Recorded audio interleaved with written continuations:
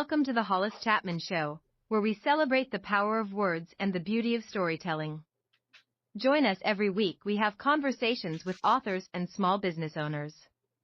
We have exciting lineup of guests who will take us on a literary journey like no other. Join us as we delve into the world of authors and small business owners from diverse backgrounds and cultures, each bringing their own unique perspective and voice to the table. From thrilling memoirs to captivating fiction and business startups, our guests will share their stories, their struggles, and their triumphs, offering us a glimpse into the rich tapestry of human experience.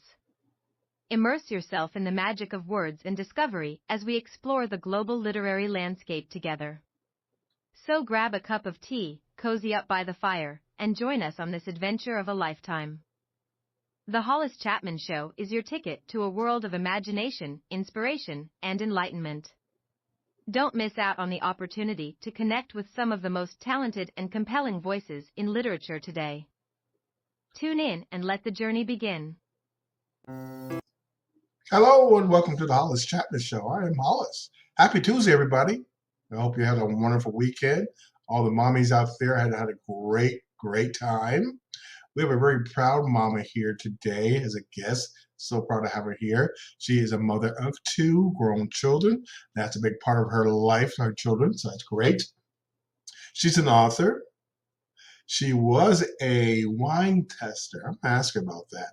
How do you test wine without just becoming, a little tipsy all the time? Because you're always tasting wine. But that's another story there. But she's here to talk about her business she does now. She's here to talk about, she has some ups and downs in life. So she got into a business that people think a little pushback. So how does she overcome that pushback of what she's doing now? Without further ado, let's welcome to the show our very, very talented Kelly O'Hearn. Hello. Hi. Hey, thanks for joining us today. We really appreciate you. And again, happy Mommy's Day. I know you're a very proud mom of 2. So I hope everything went well. I had a great time this weekend. So thank you very much for joining us today. I'm so honored to be here. Thank you for having me. All right. Hey, tell us more about yourself. You traveled well. I know you were in your 20s. You were in Italy for a little bit, and you did so many different things. Now, before we get to what you're doing now, tell us more about yourself and your new book. Yeah, of course. I was born and raised in New York City and the environs there, but now I reside in Florida, having raised my children down here in the south of the U.S. But yeah, I've traveled, as you mentioned. I was in the wine business for a great deal of time in my 20s. And to answer your query, when you taste wine, that's the whole part where you have to spit it out and you can't Okay. swallow, or else you Okay. would get very tipsy. But yeah, life, of course, with all of its twists and turns, led me um, through some challenges, which is where I discovered tarot. And that's my primary work now. Is I'm a tarot card reader with a global company. Um, and through using my cards, I channeled my past lives just on a whim. I was bored during COVID, so I wasn't seeking anything except just curiosity and to kill some time when we were all housebound.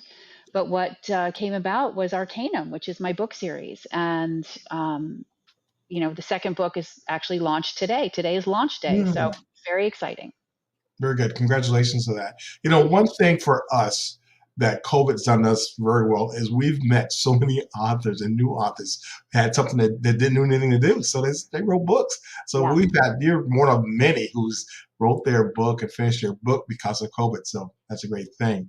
Okay. So, tarot and I said, you're a very professional woman. You're very serious. How did you overcome the pushback a little bit? It's like, what are you doing? What?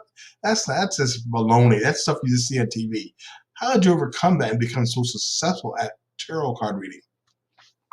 Oh, it's such a good question. And that was really something that I was super sensitive to when I first Yeah. started, because in my background, I was raised by, parents that were into business and finance, and tarot wasn't something that came across my radar. So I really just had to ask people just to stay curious. Like, you don't have to agree with it. You don't have to want to participate in it. But just to have a curiosity about the possibility that the divination tool that is tarot may offer some unique insights that you don't consider about yourself. But mostly with my family and friends, I will say, even after some shock and like you just said, like, you got to be kidding me, they've Yeah. embraced it wholeheartedly, and now I have unbelievable support. That's great. Even though you don't need that, have that family support is wonderful. Be able to sit there and just talk about a little bits of that. That's wonderful. So what was you wrote the novels of your book. What was a wow moment when you're doing your business, you're reading cards. What was the moment you said, okay, let me write a book. Let me really put the book out there. What was the moment? Can you think back and remember that? I can. I mean, so I spent about 40 hours, which is all recorded. I have it all on Zoom recordings of me like looking into these past lives, into these different eras where my soul perhaps has lived, and what those stories were. And when I got the richness and the breadth and depth of the story, I knew it had to be shared. And it's been fictionalized, but it's just such a great saga. And while I've never had an aspiration to be an author, that was never Mm. something that was I ever considered. I knew it had to be a book. So, you know, what do they say? And you know, some the mother of invention is Yeah. this knowledge, and so I just sat down and I wrote. Have the internet really helped you with this? Because I think a lot of stuff, tarot readings and psychics and stuff like that, the internet really helped people kind of before they were kind of shy, embarrassed to kind of seek it out. Now with the internet, they can kind of seek it out now without being embarrassed. You think it's helped you get some more exposure to get more people going, okay, yeah, let me read about her. Let me see what she's got going on in my own private place. You think that's helped that way?